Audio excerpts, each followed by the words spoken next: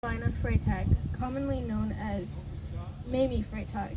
I was born in Hanover, Prussia, Germany on August 10th, 1866. I was born to my father, William Freytag, and my mother, Wilhelmina Dorothy Freytag, also seen here. At the age of 7, I traveled to the shining city of New York. Then I traveled west and settled in Bedrock for a while. When I turned 19, I married the love of my life. His name was Fredrick Choate, and he was everything a girl could ever want. And he's seen there. He was a strong, handsome merchant who also built bridges as a side gig for the North Pacific Railway. He was born to Zacchaeus and Margaret Bates Choate on the 17th of September, 1858 in Glanford, Wentworth, Canada. He arrived in the United States in 1880 when he was 21 years old. He also engaged in farming, lumbering, and general merchandising. We married when I was 19 years old and he was 27. We got married at my mother's place in Nez Perce, Idaho. There I became the well-known and admired Mamie Carolina Freytag. When we settled in the Tekin area, which is located near Southwick. This is Tekin. I had other family members in that area as well, up in Southwick. When I was 20 years old, I had our first son, Fredrick Carl Choate. We then went on to have a total of 9 children. Each I loved dearly. Frederick C. as the first, then William, Minnie, Edward, Asa, and Evelyn. Our 7th child, Joseph, loved to build things. He notably went on to assist in the rebuilding of Pearl Harbor during World War II.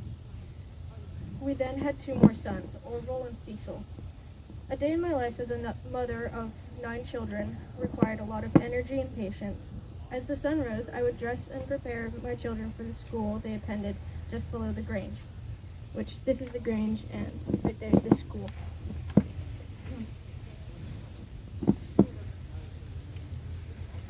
Just below the Grange. I would take my oldest boys out to feed and care for the livestock. We farmed around 1,300 acres to 1,300 to 1,400 acres of land in the Tekin area. We owned a lumber mill, which all of the boys worked, and there's a picture of all of the workers of the sawmill. And this here is not a building, it is a pile of lumber that was worked at the sawmill. And right there's a picture of their general store, and then the Choate's home up in Tekin. We owned a lumber mill, which all of the boys worked, and a general store, along with managing the telephone line. In 1910, we resided in Tekin area. We still resided in the Tekin area. When I was 45 years old, my son, William Rufus Choate, drowned in the Osaka River in Idaho. The 11th of August in 1911, when he was 23 years old, William went out into the water too far and was swept down by the undercurrent, and regrettably, he could not swim. A friend of his, William Crow, age 50, went into the water to try and save my son. Crow was swept under as well by the merciless waters. My husband, Fredrick, served 2 terms as a county commissioner for the Clearwater County. He was loved and admired and respected by many. We lived in the Tekin area the majority of our lives. We then moved to Lewiston, where Fredrick died in my apartment at the age of 80. He died of a lingering illness. I loved him with all of my heart from the start without end.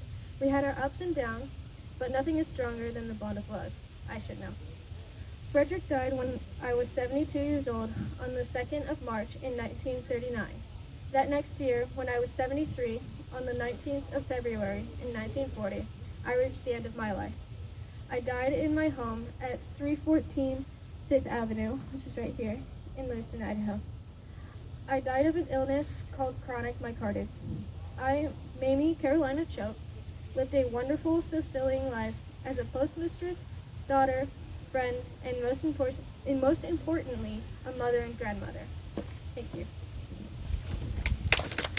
Good job.